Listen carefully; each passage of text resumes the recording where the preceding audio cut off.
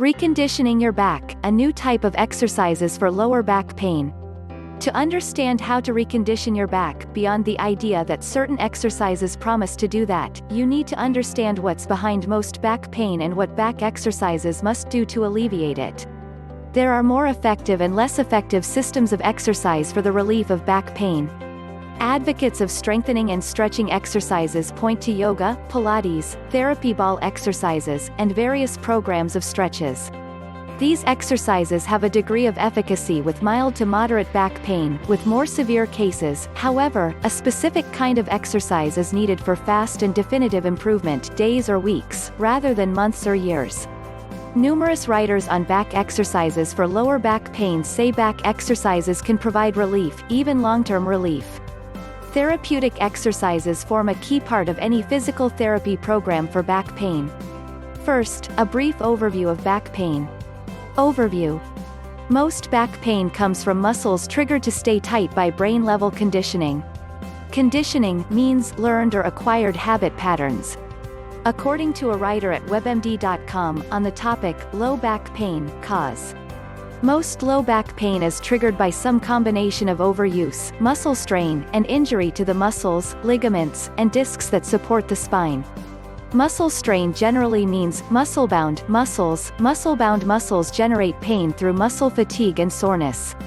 If muscles are tight, it's because the brain is triggering them into a state of tightness. The technical term would be conditioned postural reflex. Reflex means on automatic. So, most back pain comes from acquired habit patterns that keep muscles tight on automatic. Pain follows.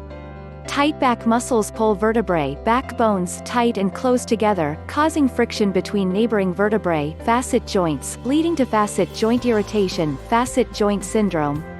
At the same time, they cause spinal misalignment, subluxation, compressed discs, leading to disc breakdown, degenerative disc disease, disc bulges, herniation, nerve root entrapment, e.g., sciatica, eventual disc rupture, extrusion of disc material, nucleus pulposus, and pressure on nerve roots, and eventual disc fusion.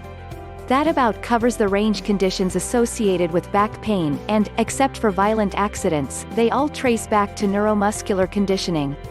How does neuromuscular conditioning develop?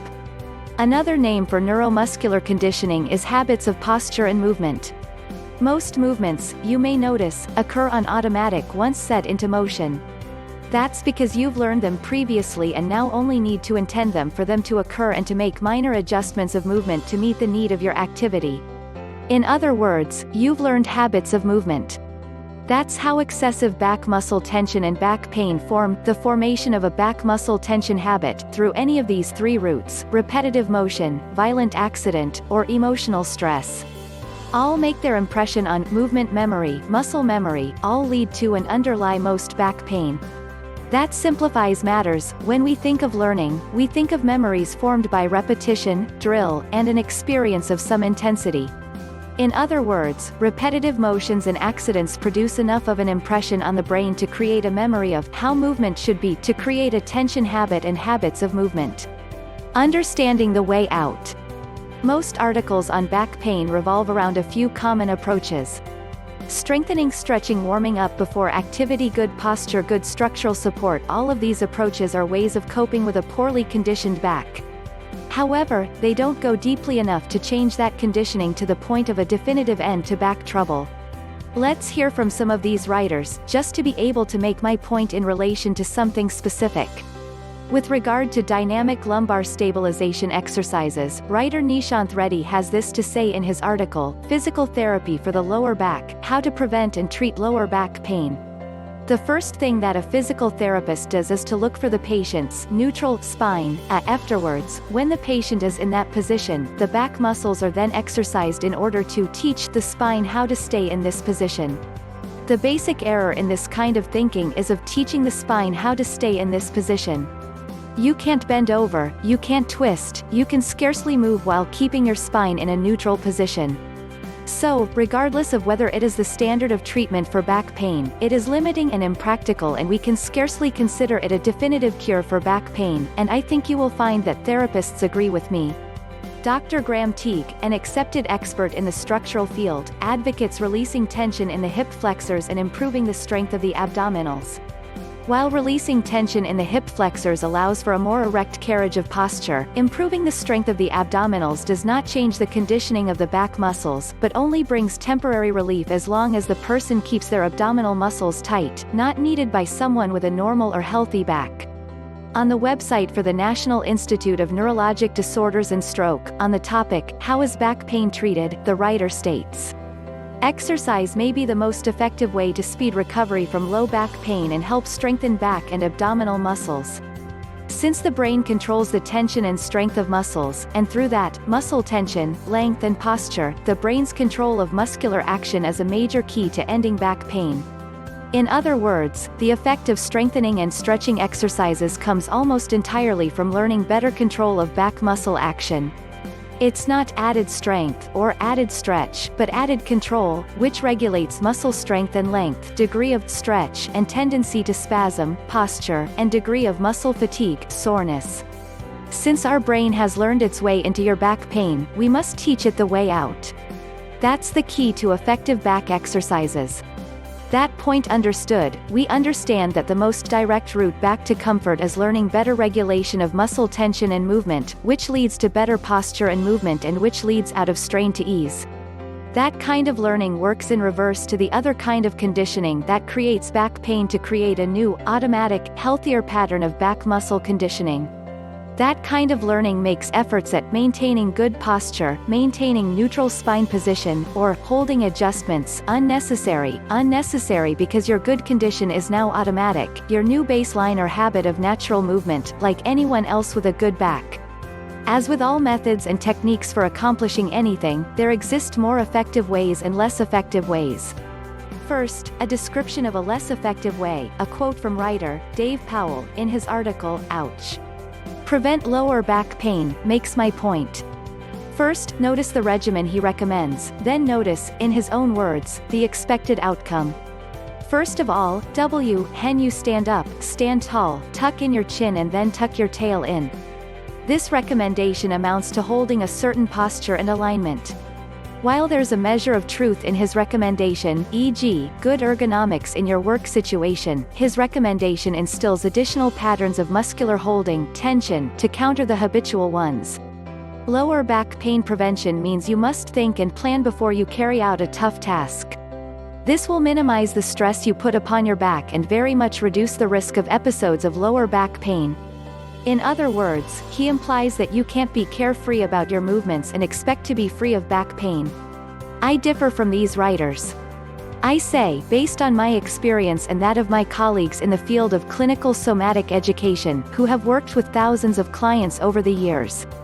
If you recondition your back muscle control, rather than merely strengthen or stretch muscles, or limit your posture and movement, you can have healthy back without concern for maintaining posture and alignment, without concern for pain or for a bad back, because your habits of movement are already automatically healthy. Even if you may be skeptical, and I can understand why you would be, do you like that idea? What I say is doable and my words are testable. See the links at the end of this article for free instructional video that teaches somatic exercises for back pain. Learning to control, and so to free, your back muscles. If you have back trouble, almost certainly your back muscles are muscle-bound and out of your control, held tight by brain-level conditioning that keeps them tight, out of reach of strengthening, stretching, or efforts at good posture or correct movement. To recondition your back muscles better is to free yourself from painful conditioning that keeps them tight, and so to establish a new, healthier, automatic, second-nature pattern of movement. The result is freedom from back pain as a person with a healthy back.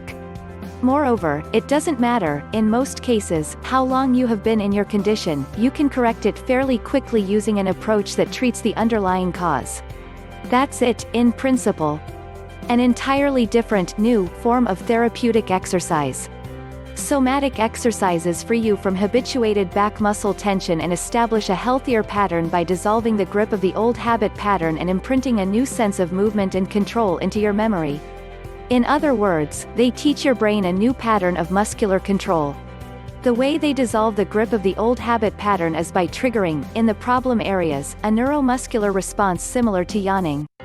That action, called pandiculation, involves your deliberately contracting the muscle-bound muscles in specific positions and then slowly releasing the contraction. It refreshes voluntary control of movement sufficiently to shift control from conditioned reflexes to your voluntary control.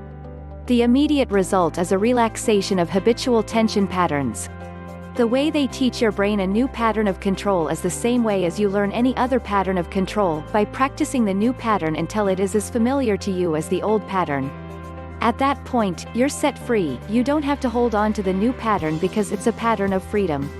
You can see such exercises in the links below to free instructional videos of somatic exercises for back pain.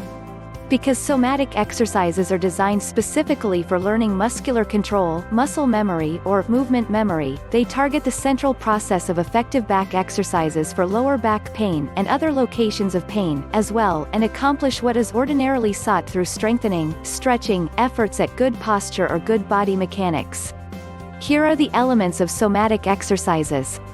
Somatic exercises are slow, comfortable patterned movements that, by establishing new memories of how movement feels, relieve pain-free the muscles, develop new, low-strain patterns of movement, coordinate movement, better improve strength, all of which result in natural, easy movement in comfort. Conclusion. What I've done in this article is highlight standard ways of treating back pain to illuminate their underlying principles and their degree of efficacy, then present and explain an alternative that accomplishes all they seek to accomplish. For more information on how to really work out your bum and change your body into a fat-burning machine to show the curves and muscles properly, click below, http://bit.ly/hypex2019.